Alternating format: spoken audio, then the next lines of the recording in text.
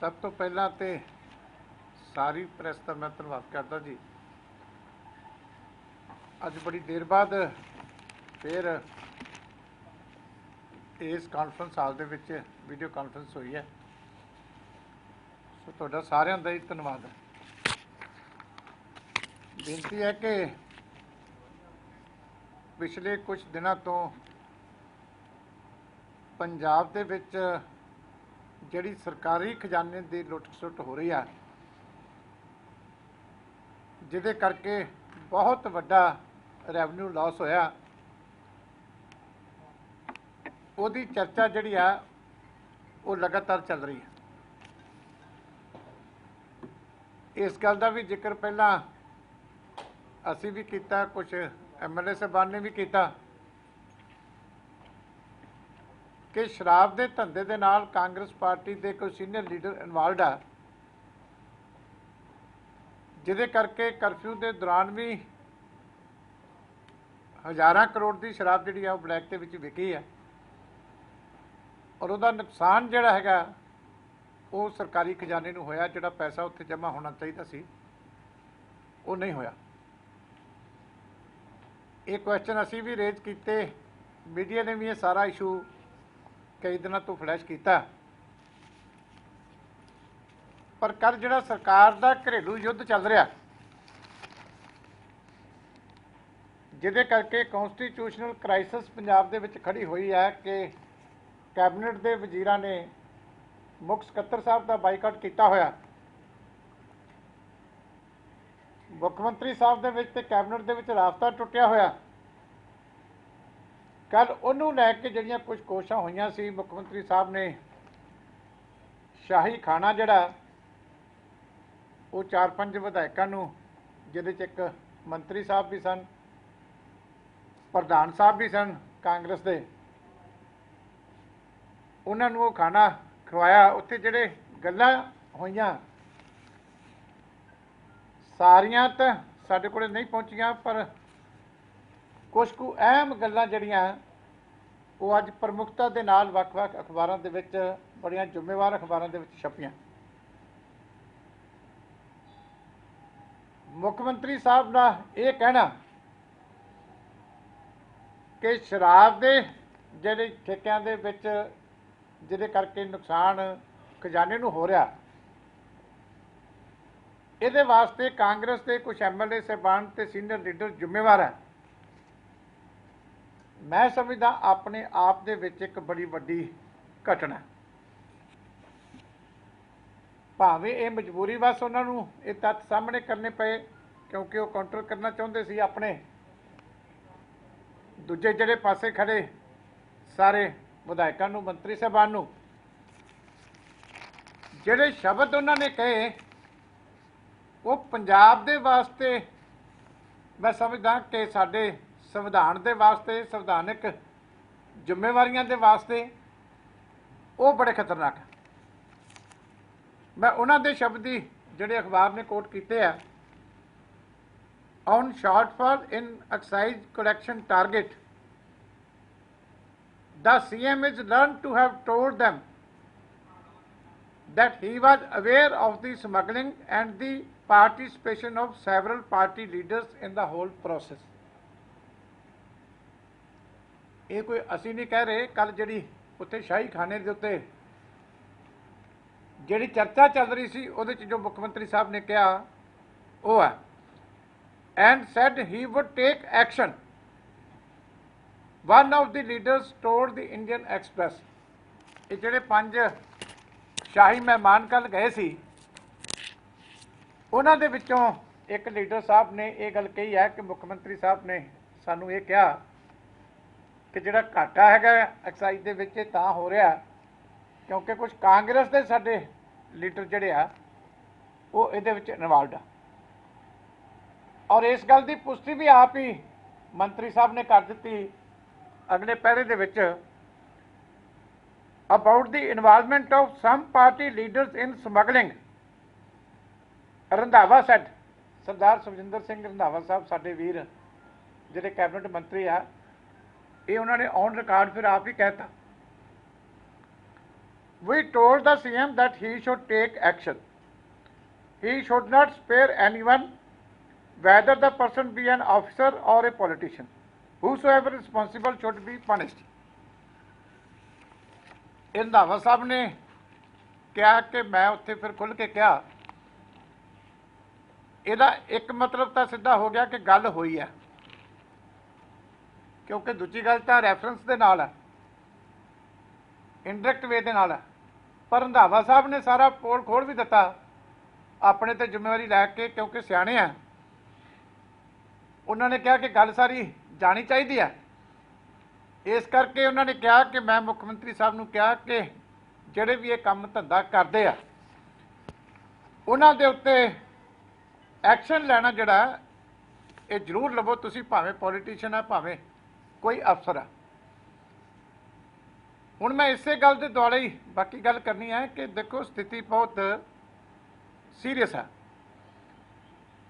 ਪਹਿਲੀ ਤਾਂ ਗੱਲ ਹੈ ਕਿ ਸੀਐਮ ਸਾਹਿਬ ਨੇ ਇਹ ਮੰਨਿਆ ਕਿ ਉਹਨਾਂ ਦੀ ਨੌਲੇਜ ਦੇ ਵਿੱਚ ਹੈ ਕਿ ਪੰਜਾਬ ਦੇ ਵਿੱਚ ਕੁਝ MLA ਕੁਝ ਕਾਂਗਰਸ ਦੇ ਲੀਡਰ ਨਜਾਇਜ਼ ਕਾਰੋਬਾਰ ਸ਼ਰਾਬ ਦਾ ਕਰਦੇ ਆ। ਇੱਕ ਤਾਂ ਇਹਦਾ ਇਹ ਮਾਇਨਾ ਹੈ ਕਿ ਉਹਨਾਂ ਦੀ ਨੌਲੇਜ ਦੇ ਵਿੱਚ ਹੈ।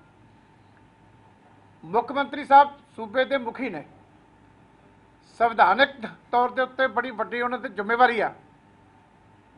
ਸੰਵਿਧਾਨ ਦੀ ਸਹੁੰ ਚੁਕਾ ਕੇ ਗਵਰਨਰ ਸਾਹਿਬ ਨੇ ਉਹਨਾਂ ਨੂੰ ਮੁੱਖ ਮੰਤਰੀ ਬਣਾਇਆ ਸੀ। ਤੇ ਕੀ ਇਹ ਗੱਲ ਵਾਜਬ ਹੁੰਦੀ ਹੈ ਕਿ ਜੇ ਤੁਹਾਡੀ ਨੌਲੇਜ ਦੇ ਵਿੱਚ ਹੈ ਕਿ ਖਜ਼ਾਨਾ ਲੁੱਟਿਆ ਗਿਆ ਔਰ ਇਹ ਵੀ ਤੁਹਾਨੂੰ ਪਤਾ ਹੈ ਕਿ ਕੌਣ ਕੌਣ ਲੁੱਟ ਕਰ ਰਹੇ ਆ, ਤੇ ਤੁਸੀਂ ਆਪਣੀ ਸੰਵਿਧਾਨਕ ਜ਼ਿੰਮੇਵਾਰੀ ਨਿਭਾਉਣ ਦੇ ਵਿੱਚ ਫੇਲ ਕਿਉਂ ਹੋਏ? ਇਸ ਗੱਲ ਦਾ ਜਵਾਬ ਅਸੀਂ ਮੁੱਖ ਮੰਤਰੀ ਸਾਹਿਬ ਤੋਂ ਜ਼ਰੂਰ ਚਾਹੁੰਦੇ ਹਾਂ, ਕਿਉਂਕਿ ਗੱਲ ਤੁਹਾਡੀ ਨੌਲੇਜ ਦੇ ਵਿੱਚ ਸੀ। ਤੁਸੀਂ ਕਹਿ ਰਹੇ ਹੋ ਆਪਣੀ ਪਾਰਟੀ ਦਿਆਂ ਨੂੰ, ਭਾਵੇਂ ਜਾਣਕਾਰੀ ਦੇ ਰਹੇ ਹੋ ਭਾਵੇਂ ਧਮਕੀ ਦੇ ਰਹੇ ਹੋ, ਇਹ ਤੁਹਾਡਾ ਆਪਣਾ ਵਿਸ਼ਾ ਹੈ, ਅਸੀਂ ਉਸ ਗੱਲ ਦੇ ਵਿੱਚ ਨਹੀਂ ਲੜ ਪਾਉਂਦੇ। ਪਰ ਸੂਬੇ ਦੇ ਮੁੱਖ ਮੰਤਰੀ ਸਾਹਿਬ ਇੱਕ ਜ਼ਿੰਮੇਵਾਰ ਪੋਜੀਸ਼ਨ ਦੇ ਵਿੱਚ ਹੁੰਦਿਆਂ ਹੋਇਆ ਇਹ ਮੰਨਣ ਕਿ ਇਹ ਗੱਲ ਮੇਰੀ ਨੌਲੇਜ ਦੇ ਵਿੱਚ ਹੈ ਔਰ 5500 ਕਰੋੜ ਦਾ ਸੂਬੇ ਨੂੰ ਘਾਟਾ ਪੈ ਜਾਵੇ ਤੇ ਫਿਰ ਕੀ ਮੁੱਖ ਮੰਤਰੀ ਸਾਹਿਬ ਦਾ ਸੰਵਿਧਾਨਕ ਅਹੁਦੇ ਦੇ ਉੱਤੇ ਬਣੇ ਰਹਿਣਾ ਠੀਕ ਹੈ ਕਿ ਨਹੀਂ ਠੀਕ ਹੈ? ਇਹ ਮੈਂ ਗਵਰਨਰ ਸਾਹਿਬ ਤੇ ਛੱਡਦਾ ਕਿ ਉਹ ਸੂਓ ਮੋਟੋ ਐਕਸ਼ਨ ਲੈਣਗੇ ਕਿ ਜੇ ਸ਼ਰੇਆਮ ਅਖਬਾਰਾਂ ਦੇ ਵਿੱਚ ਇਹ ਛਪ ਰਿਹਾ ਕਿ ਇਸ ਸਾਰੀ ਲੁੱਟ ਦੀ ਜਾਣਕਾਰੀ ਮੁੱਖ ਮੰਤਰੀ ਸਾਹਿਬ ਨੂੰ ਸੀ ਤੇ ਫਿਰ ਉਹਨਾਂ ਨੇ ਆਪਣੀ ਸੰਵਿਧਾਨਕ ਜ਼ਿੰਮੇਵਾਰੀ ਦੇ ਨਾਲ ਕੰਪਰੋਮਾਈਜ਼ ਜਿਹੜਾ ਉਹ ਕਿਉਂ ਕੀਤਾ? ਇੱਕ ਤਾਂ ਇਸ ਗੱਲ ਦੀ ਆ, ਔਰ ਦੂਜੀ ਜਿਹੜੀ ਹੁਣ ਮੁੱਖ ਮੰਤਰੀ ਸਾਹਿਬ ਨੂੰ ਮੈਂ ਬੇਨਤੀ ਕਰਨ ਲੱਗਿਆ, ਇਹ ਸਾਡੀ ਬੇਨਤੀ ਆ ਵੀ ਇਹ ਨਾ ਅੱਜ ਹੀ ਜਿਹੜੇ ਆ ਇਹ ਪਬਲਿਕ ਕੀਤੇ ਜਾਣ। ਜਿਹੜੇ ਵੀ ਬੰਦੇ, ਕਿਉਂਕਿ ਤੁਹਾਡੀ ਨੌਲੇਜ ਦੇ ਵਿੱਚ ਆ ਤੇ ਲੋਕਾਂ ਨੂੰ ਵੀ ਇਹ ਜਾਣਨ ਦਾ ਹੱਕ ਹੈ ਸਿਸਟਮ ਦੇ ਵਿੱਚ ਇੰਨੀ ਟਰਾਂਸਪੇਰੈਂਸੀ ਜ਼ਰੂਰੀ ਹੋਣੀ ਚਾਹੀਦੀ, ਕਿਉਂਕਿ 5500 ਕਰੋੜ ਦਾ ਨੁਕਸਾਨ ਹੋ ਗਿਆ। ਘੱਟੋ ਘੱਟ ਸਾਨੂੰ ਲੋਕਾਂ ਨੂੰ ਇਹ ਪਤਾ ਜ਼ਰੂਰ ਹੋਵੇ ਕਿ ਇਹ ਪੈਸਾ ਕਿੰਨੇ ਕਿੰਨੇ ਲੁੱਟਿਆ। ਇਸ ਕਰਕੇ ਪਬਲਿਕ ਨੂੰ ਅਵੇਅਰ ਹੋਣ ਕਰਨ ਵਾਸਤੇ, ਜਾਣਕਾਰੀ ਦੇਣ ਵਾਸਤੇ ਮੈਂ ਸਮਝਦਾ ਕਿ ਮੁੱਖ ਮੰਤਰੀ ਸਾਹਿਬ ਖੁਦ ਆਪ ਇਸ ਰਾਜ ਨੂੰ ਹੁਣ ਆਪਣੇ ਤੱਕ ਜਾਂ ਆਪਣੇ ਮਹਿਮਾਨਾਂ ਤੱਕ ਸੀਮਤ ਨਾ ਰੱਖਣ। ਉਹਨਾਂ ਨੂੰ ਚਾਹੀਦਾ ਹੈ ਕਿ ਇਹ ਸਾਰੀਆਂ ਚੀਜ਼ਾਂ ਜਨਤਕ ਕਰਨ ਤਾਂ ਜੋ ਸਾਰੇ ਪੰਜਾਬ ਦੇ ਲੋਕਾਂ ਨੂੰ ਪਤਾ ਲੱਗ ਸਕੇ ਕਿ ਇਹ ਕਿਵੇਂ ਕਿਵੇਂ ਲੁੱਟ ਹੋਈ ਹੈ, ਕਿਹਦਾ ਕਿੰਨਾ ਕਿੰਨਾ ਹਿੱਸਾ ਪਿਆ ਔਰ ਕੀ ਨੁਕਸਾਨ ਪੰਜਾਬ ਦੀ ਜਨਤਾ ਨੂੰ ਹੋਇਆ। ਇਹ ਮੈਂ ਹੱਥ ਜੋੜ ਕੇ ਮੁੱਖ ਮੰਤਰੀ ਸਾਹਿਬ ਨੂੰ ਪੂਰੀ ਇੱਜ਼ਤ ਦੇ ਨਾਲ ਬੇਨਤੀ ਕਰਦਾ ਕਿ ਉਹਨਾਂ ਦੀ ਡਿਊਟੀ ਬਣਦੀ ਹੈ, ਇਹ ਚੀਜ਼ਾਂ ਪਬਲਿਕ ਹੋਣੀਆਂ ਚਾਹੀਦੀਆਂ ਨੇ। ਮੈਨੂੰ ਆਸ ਹੈ ਕਿ ਉਹ ਅੱਜ ਸ਼ਾਮ ਤੱਕ ਜਾਂ ਕੱਲ੍ਹ ਤੱਕ ਜ਼ਰੂਰ ਇਹਦਾ ਜਵਾਬ ਜਿਹੜਾ ਉਹ ਜ਼ਰੂਰ ਦੇ। ਦੂਜੀ ਗੱਲ ਹੈ ਕਿ ਸ਼ਰਾਬ ਦੀਆਂ ਨਜਾਇਜ਼ ਫੈਕਟਰੀਆਂ ਫੜੀਆਂ ਜਾ ਰਹੀਆਂ। ਖੰਨੇ ਦੇ ਕੋਲ ਫੜੀ ਗਈ, ਉਸ ਤੋਂ ਬਾਅਦ ਪਟਿਆਲੇ ਦੇ ਵਿੱਚ ਜਿਹੜੀ ਹੈ ਰਾਜਪੁਰੇ ਦੇ ਕੋਲ ਫੈਕਟਰੀ ਫੜੀ ਗਈ। ਉਸ ਤੋਂ ਪਹਿਲਾਂ ਲੁਧਿਆਣੇ ਦੇ ਵਿੱਚ ਵੀ ਇੱਕ ਜਿਹੜੀ ਹੈ ਲੇਬਲਿੰਗ ਕਰਨ ਦਾ ਸਾਰਾ ਸਮਾਨ, ਇਹ ਸਾਰਾ ਕੁਝ ਫੜਿਆ ਗਿਆ। ਮੈਂ ਇਹ ਵੀ ਮੁੱਖ ਮੰਤਰੀ ਸਾਹਿਬ ਨੂੰ ਬੇਨਤੀ ਕਰਦਾ ਕਿ ਉਹਨਾਂ ਕੋਲ ਐਕਸਾਈਜ਼ ਡਿਪਾਰਟਮੈਂਟ ਆ, ਇਹ ਗੱਲ ਜਨਤਕ ਕਰਨ ਕਿ ਇਹ ਹੁਣ ਤੱਕ ਜੋ ਕੁਝ ਜਾਰੀ ਹੋ ਰਿਹਾ ਕਿ ਕਿਹਨੂੰ ਸਪਲਾਈ ਕਰਦਾ ਸੀ, ਕਿੰਨੇ 4 ਬੋਤਲਾਂ ਖਰੀਦੀਆਂ, ਕਿੰਨੇ ਪੇਟੀ ਖਰੀਦੀ, ਕਿੰਨੇ 2 ਖਰੀਦੀ, ਉਹਦੇ ਨਾਲ ਜਨਤਾ ਦਾ ਕੋਈ ਬਹੁਤਾ ਮਕਸਦ ਹੱਲ ਨਹੀਂ ਹੁੰਦਾ। ਕਿਉਂਕਿ ਜਿਹੜਾ ਪੀਣ ਵਾਲਾ ਪੈਸੇ ਖਰਚ ਕੇ ਦੇ ਰਿਹਾ, ਸਸਤੀ ਦੇ ਰਿਹਾ, ਖਰੀਦ ਰਿਹਾ। ਅਸਲੀ ਗੱਲ ਇਹ ਹੈ ਕਿ ਇਹਨਾਂ ਦੀ ਪੁਸ਼ਤ ਪਨਾਹੀ ਕੌਣ ਕਰ ਰਿਹਾ ਸੀ, ਕਿਉਂਕਿ ਸ਼ਰਾਬ ਜਿਹੜੀ ਬਣਦੀ ਆ ਇਹ ENA ਤੋਂ ਬਣਦੀ ਆ, ਜਿਹਨੂੰ ਐਕਸਟਰਾ ਨਿਊਟਰਲ ਅਲਕੋਹਲ ਕਹਿੰਦੇ ਆ, ਸਪਿਰਿਟ ਆਪਾਂ ਕਹਿੰਦੇ ਆ। ਸਾਨੂੰ ਕਿਰਪਾ ਕਰਕੇ ਇਹ ਦੱਸੋ ਕਿ ਇਹਨਾਂ ਨੂੰ ਕਿਹੜੀ ਡਿਸਟਿਲਰੀ ਤੋਂ ENA ਸਪਲਾਈ ਹੁੰਦੀ ਸੀ, ਕਿਉਂਕਿ ਰੋਜ਼ ਦੇ ਹਜ਼ਾਰ ਪੇਟੀ ਵਿਕਦੀ ਸੀ। ਟੈਂਕਰਾਂ ਦੇ ਟੈਂਕਰ ਜਿਹੜੇ ਆ, ਕੁਦਰਤੀ ਗੱਲ ਹੈ ਕਿ ENA ਦੇ ਕਿਸੇ ਡਿਸਟਿਲਰੀ ਚੋਂ ਚੋਰੀ ਹੋ ਕੇ ਤੇ ਉੱਥੇ ਜਾਂਦੇ ਰਹੇ, ਕਿਉਂਕਿ ਇਹ ਇਲੀਗਲ ਸੀ। ਇਹ ਬਿੱਲ ਤੇ ਤਾਂ ਲੈਂਦੇ ਨਹੀਂ ਸੀ, ਇਹਨਾਂ ਕੋਲ ਲਾਇਸੈਂਸ ਨਹੀਂ ਸੀ। ਪਰ ENA ਜਿਹੜੀ ਹੈ ਉਹ ਸਿਰਫ ਤੇ ਸਿਰਫ ਡਿਸਟਿਲਰੀ ਸਪਲਾਈ ਕਰ ਸਕਦੀ ਹੈ। ਹੁਣ ਕਿਹੜੀ ਡਿਸਟਿਲਰੀ ਸੀ, ਕਿਹੜੇ ਲੀਡਰ ਦੀ ਡਿਸਟਿਲਰੀ ਆ? ਦੇਖੋ, ਥੱਲੇ ਡਾਂਗਾ ਮਾਰਨ ਦਾ ਕੋਈ ਫਾਇਦਾ ਨਹੀਂ। ਇਹ ਵੱਡੇ ਚੋਰ ਨਾ ਫੜੇ ਗਏ ਤੇ ਫਿਰ ਉਨੀ ਦੇਰ ਤੱਕ ਸਾਡਾ ਮਕਸਦ ਹੱਲ ਨਹੀਂ ਹੁੰਦਾ। ENA ਤੋਂ ਬਿਨਾਂ ਸ਼ਰਾਬ ਨਹੀਂ ਬਣ ਸਕਦੀ। ਉਹਦੇ ਡਰਮਾਂ ਦੇ ਡਰਮ ਜਿਹੜੇ ਆ, ਉਹ ਜਿਹੜੇ ਟੈਂਕਰ ਜਾਂਦੇ ਆ ਵੱਡੇ, ਉਹਦੇ ਤੇ ਜਿਹੜੀ ਆ ਉਹ ਸਪਲਾਈ ਹੁੰਦੀ ਆ ਜਦੋਂ ਇੰਨੀਆਂ ਪੇਟੀਆਂ ਬਣਨੀਆਂ ਹੋਣ। ਤੇ ਹਾਲੇ ਤੱਕ ਪੁਲਿਸ ਉਸ ਡਿਸਟਿਲਰੀ ਦੇ ਮਾਲਕ ਨੂੰ ਕਿਉਂ ਨਹੀਂ ਫੜ ਸਕੀ? ਜਦੋਂ ਇਹਨਾਂ ਕੋਲੇ ਫੈਕਟਰੀਆਂ ਦੇ ਮਾਲਕ, ਨਜਾਇਜ਼ ਫੈਕਟਰੀਆਂ ਦੇ ਮਾਲਕ ਕਾਬੂ ਆ ਚੁੱਕੇ ਆ। ਆ ਨਿੱਕੀ ਜਿਹੀ ਚੋਰੀ ਹੋਵੇ, ਪੁਲਿਸ ਅੱਧੇ ਘੰਟੇ 'ਚ ਬੰਦੇ ਤੋਂ ਸਾਰੇ ਸੱਚ ਕਬੂਲ ਕਰਵਾ ਲੈਂਦੀ ਆ। ਤੇ ਹਾਲੇ ਤੱਕ ਇਹ ਸੱਚ ਕਿਉਂ ਨਹੀਂ ਸਾਹਮਣੇ ਆਇਆ ਕਿ ਕਿਹੜੀ ਡਿਸਟਿਲਰੀ ਤੋਂ ENA ਸਪਲਾਈ ਹੁੰਦਾ ਸੀ? ਕਿਉਂਕਿ ਸਾਲ ਤੋਂ ਹੋ ਰਿਹਾ, ਕੋਈ ਛੋਟੀ ਜਿਹੀ ਗੱਲ ਤਾਂ ਨਹੀਂ। ਉਹਦੇ ਨਾਲ ਕਿੰਨੇ ਟੈਕਸਾਂ ਦੀ ਚੋਰੀ ਜੁੜੀ ਹੈ, ਉਹ ਫਿਰ ਵੱਖਰਾ, ਉਹ ਇੱਕ ਨਵਾਂ ਖਾਤਾ ਖੁੱਲ੍ਹੇਗਾ। ਕਿਉਂਕਿ ਇਹ ਮੈਂ ਤੁਹਾਡੀ ਜਾਣਕਾਰੀ ਵਾਸਤੇ ਸਾਂਝੀ ਕਰਦਿਆਂ ਕਿ ਡਿਸਟਿਲਰੀਆਂ ਪੰਜਾਬ 'ਚ ਲੱਗੀਆਂ ਹੋਈਆਂ। ਮੈਨੂੰ ਵੀ ਨਹੀਂ ਸੀ ਪਤਾ, ਮੈਂ ਸਮਝਣ ਦੀ ਕੋਸ਼ਿਸ਼ ਕੀਤੀ ਹੈ ਕਿਸੇ ਦੇ ਕੋਲੋਂ। ਅੱਜ ਡਿਸਟਿਲਰੀ ਸ਼ਰਾਬ ਦੀ ਜਿਹੜੀ ਆ ਉਹ ਪੰਜਾਬ 'ਚ ਲੱਗੀ ਹੋਈ ਆ, ਬੋਟਲਿੰਗ ਪਲਾਂਟ ਚੰਡੀਗੜ੍ਹ 'ਚ ਲੱਗੇ ਹੋਏ। ਔਰ ਮੈਂ ਸੁਣ ਕੇ ਹੈਰਾਨ ਰਹਿ ਗਿਆ ਕਿ ਸਾਡੇ ਪੰਜਾਬ ਦੇ ਵਿੱਚ ਵੀ 12 ਬੋਟਲਿੰਗ ਪਲਾਂਟ ਆ ਤੇ ਚੰਡੀਗੜ੍ਹ ਛੋਟਾ ਜਿਹਾ ਸ਼ਹਿਰ ਆ, ਇੱਥੇ 8 ਬੋਟਲਿੰਗ ਪਲਾਂਟ ਲੱਗੇ ਹੋਏ। 8। ਇੰਨੀ ਸ਼ਰਾਬ ਕਿੱਥੇ ਜਾਂਦੀ ਆ ਚੰਡੀਗੜ੍ਹ ਦੀ? ਔਰ ਡਿਸਟਿਲਰੀ ਪੰਜਾਬ 'ਚ ਹੈ, ਉਹਦਾ ਬੋਟਲਿੰਗ ਪਲਾਂਟ ਚੰਡੀਗੜ੍ਹ ਦੇ ਵਿੱਚ ਆ ਛੋਟਾ ਜਿਹਾ ਇੰਡਸਟਰੀਅਲ ਏਰੀਆ। ਮੈਨੂੰ ਕਿਸੇ ਨੇ ਦੱਸਿਆ ਕਿ ਉੱਥੇ 8 ਜਿਹੜੇ ਆ ਉਹ ਲੱਗੇ ਹੋਏ ਆ। ਮੈਂ ਤੁਹਾਨੂੰ ਬੇਨਤੀ ਕਰਨ ਨੂੰ ਚੱਕਰ ਮਾਰਿਓ।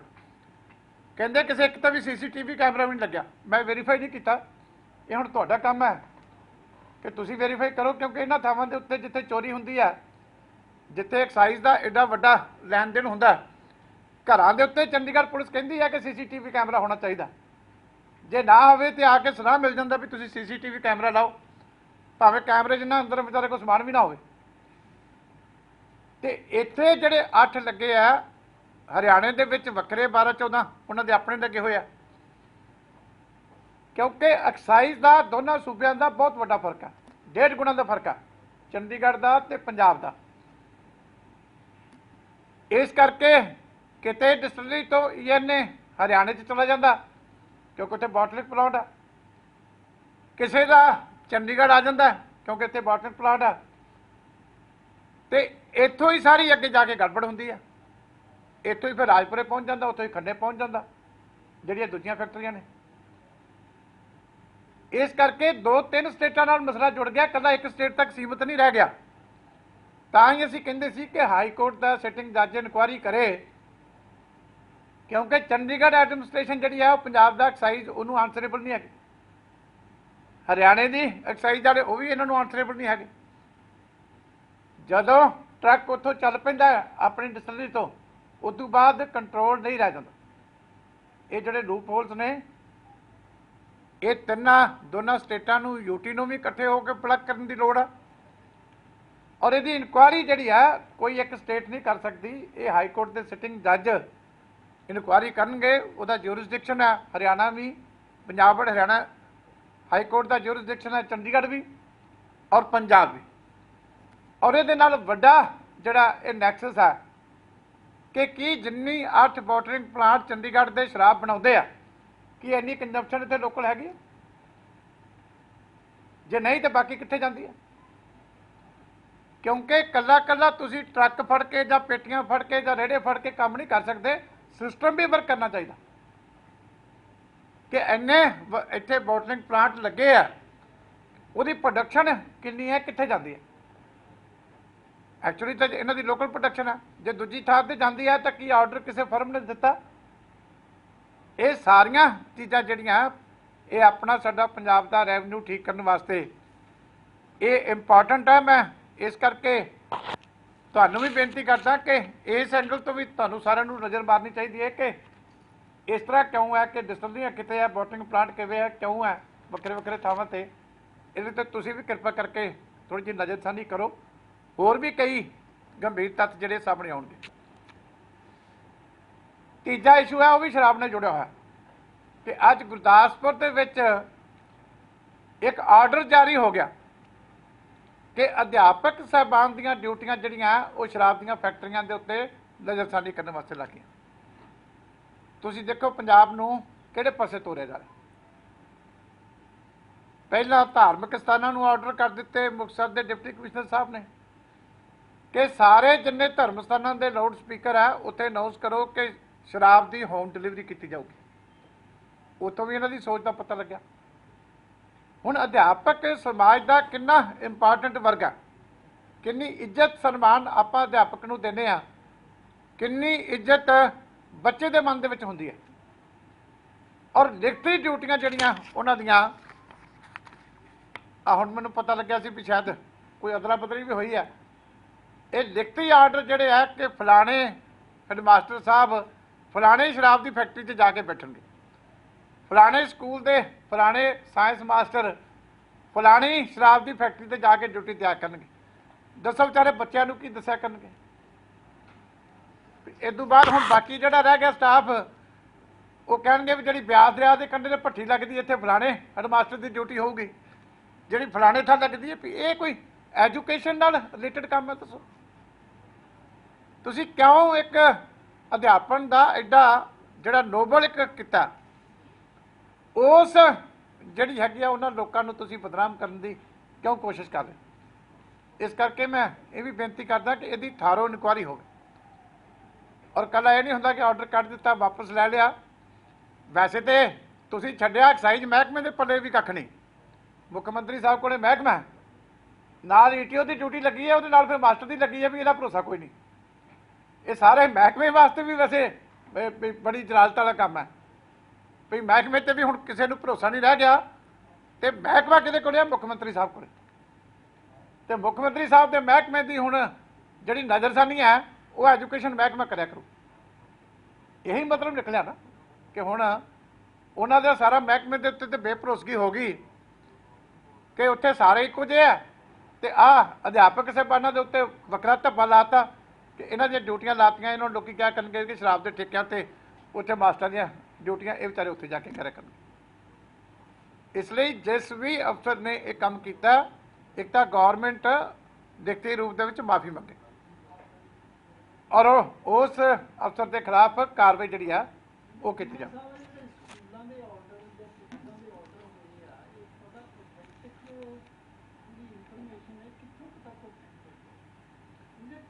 नहीं पहली गल तो है कि इस तरह के काम वास्ते ड्यूटी लाउणी नहीं चाहिए।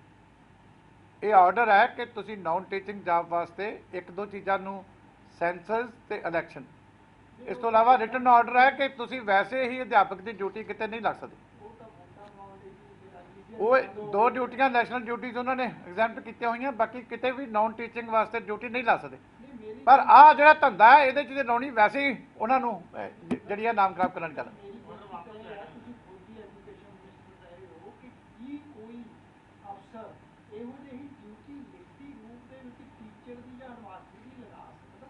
नहीं तुसीं देखो ये गुरुद्वारे वालों की लाती, इन्हों तो गुरुद्वारे वालों की लाती। लिखती ऑर्डर सी महाराज, डीसी का लिखती ऑर्डर सी। तो असीं तो सारे तुहानूं भेजिया। नहीं ये भी लिखती ऑर्डर है, आ टीचर वाले ऑर्डर और किहड़ा ਚੀਮਾ ਸਾਹਿਬ आ लिखती ऑर्डर ਡੀਸੀ ਨੇ ਆਰਡਰ ਵਾਪਸ ਲੈ ਲਿਆ। हाँ लै लिया पता मैं कहा मैं कि वापस लिया पर वापस लैन की गल नहीं बनती यार गल सुनो ना डिस्टिलरी के उत्ते टीचर की ड्यूटी लानी जायज़ है तुसीं समझदे फिर ਉਹਦੀ ਕੀ हैगा जी उन्हें वापस भी ले ले ਦਫ਼ਤਰ ਡਿਪਟੀ ਕਮਿਸ਼ਨਰ ਗੁਰਦਾਸਪੁਰ ਉਹ ਪਹਿਲਾਂ ਸੀ ਸਲੋਗਨ ਪਾਪਾ ਜੀ ਮੈਨੂੰ ਲੈ ਦਿਓ ਇੱਕ ਕਿਤਾਬ, ਹੁਣ ਫਿਰ ਟੀਚਰ ਨੂੰ ਕੀ ਕਹਿਣਗੇ ਕਿ ਲਿਆ ਦਿਓ ਇੱਕ ਸ਼ਰਾਬ ਦੀ ਬੋਤਲ। कोरोना वायरस ਨੂੰ ਮੁੱਖ ਰੱਖਦੇ ਹੋਏ ਜ਼ਿਲ੍ਹਾ ਗੁਰਦਾਸਪੁਰ ਵਿੱਚ ਚੱਲ ਰਹੀਆਂ ਸ਼ਰਾਬ ਦੀਆਂ ਫੈਕਟਰੀਆਂ ਵਿੱਚ ਅਲਕੋਹਲ ਦੀ ਸਪਲਾਈ ਦੀ ਨਿਗਰਾਨੀ ਰੱਖਣ ਲਈ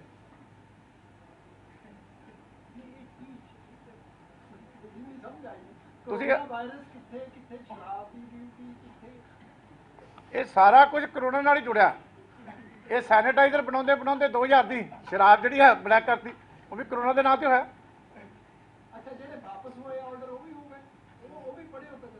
नहीं वो तो हम कैंसिल ही हो गया उनके का ऑर्डर वापस हो गया उठ की बोले तुम फिर स्वाद ला के पढ़ना शराब की फैक्ट्री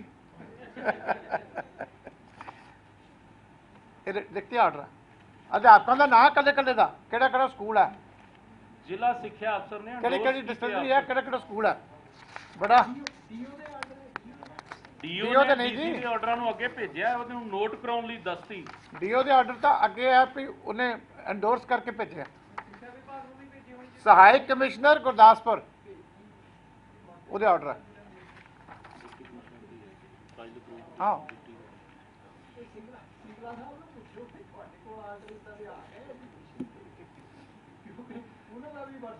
सारा काम मेरे ते ना छड्डी जाओ तुसी भी करो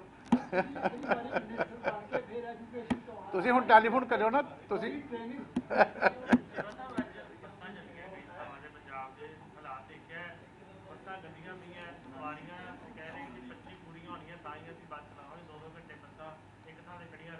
देखो ਇਹਦਾ मतलब क्लीयर है कि गौरमेंट ਜਿਹੜੀਆਂ ਚੀਜ਼ਾਂ ਖੋਲ ਰਹੀ ਹੈ ਆਪਣੇ ਸਟਾਫ ਨੂੰ ਉਸ ਤਰ੍ਹਾਂ ਦੀ ਟ੍ਰੇਨਿੰਗ ਆਉਣ ਵਾਲੇ ਸਮੇਂ ਦੇ ਵਿੱਚ ਕੀ ਤਬਦੀਲੀਆਂ ਹੋਣੀਆਂ ਨਹੀਂ ਦਿੱਤੀ ਜਾ ਰਹੀ। ਜੇ ਬਸ ਸਫਾਈ ਵੀ ਨਹੀਂ ਕੀਤੀ ਗਈ ਤੇ ਇਹਦਾ ਮਤਲਬ ਹੈ ਕਿ ਕੋਈ ਬੇਸਿਕ ਟ੍ਰੇਨਿੰਗ ਇਸ ਪੀਰੀਅਡ ਦੇ ਦੌਰਾਨ ਸਟਾਫ ਨੂੰ ਕੀ ਪ੍ਰੀਕਾਸ਼ਨਸ ਲੈਣੀਆਂ ਸੈਨੀਟਾਈਜੇਸ਼ਨ ਦੀਆਂ ਉਹ ਤਾਂ ਦੂਰ ਦੀ ਗੱਲ ਹੈ। ਜਿਹੜੀ ਬੇਸਿਕ ਸਫਾਈ ਹੈ ਗੱਡੀ ਦੇ ਇੰਨੇ ਦਿਨਾਂ ਬਾਅਦ ਤੁਸੀਂ ਜੇ ਉਹ ਵੀ ਨਹੀਂ ਹੁੰਦੀ ਤੇ ਤੁਸੀਂ ਬਾਕੀ ਕੀ ਕਿਵੇਂ ਉਹਨੇ ਸਵਾਰੀਆਂ ਦਾ ਧਿਆਨ ਰੱਖਣਾ ਉਹ ਤਾਂ ਤੁਸੀਂ ਰੱਬ ਰੱਖਿਆ ਵਾਲੀ ਗੱਲ ਹੀ ਹੈ ਨਾ। ਇਹੀ ਤਾਂ ਹੀ ਅਸੀਂ ਕਹਿੰਦੇ ਕਿ ਸਾਰਾ ਸਿਸਟਮ ਕੋਲੈਪਸ ਹੋ ਗਿਆ। ਕੋਈ ਸਿਸਟਮ ਵਾਲੀ ਗੱਲ ਨਹੀਂ ਰਹੀ, ਬਸ ਰੱਬ ਰੱਖਿਆ ਸਾਰਾ ਕੁਝ ਹੀ ਟੋਟਲ ਜਿਹੜੀ ਹੈਗੀ ਆ। ਅਦਰਵਾਈਜ਼ ਇਹ ਪੀਰੀਅਡ ਸੀਗਾ ਜਿਹਦੇ 'ਚ ਡਰਾਈਵਰ ਕੰਡਕਟਰਸ ਉਹਨਾਂ ਨੂੰ ਟ੍ਰੇਨਿੰਗ ਦੇਣੀ ਬਣਦੀ ਸੀ ਕਿ ਕਿਸ ਤਰ੍ਹਾਂ ਕਰਨਾ, ਤੁਸੀਂ ਗੱਡੀਆਂ ਦੇ ਏਸੀ ਦੇ ਵਿੱਚ ਕੀ ਪ੍ਰੀਕਾਸ਼ਨ ਲੈਣੀਆਂ, ਦੂਜੀਆਂ ਕੀ ਲੈਣੀਆਂ, ਸੈਨੀਟਾਈਜੇਸ਼ਨ ਦੀਆਂ ਕੀ ਲੈਣੀਆਂ, ਸਵਾਰੀਆਂ ਚੜਾਉਣ ਦੇ ਵਿੱਚ ਕੁਛ ਨਾ ਕੁਛ ਚੀਜ਼ਾਂ ਉਹਨਾਂ ਨੂੰ ਬੇਸਿਕ ਚੀਜ਼ਾਂ ਸਮਝਾਉਣੀਆਂ ਜ਼ਰੂਰੀ ਹੁੰਦੀਆਂ।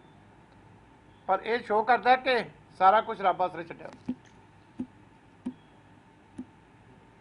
ਠੀਕ ਹੈ ਜੀ, ਮਿਹਰਬਾਨੀ।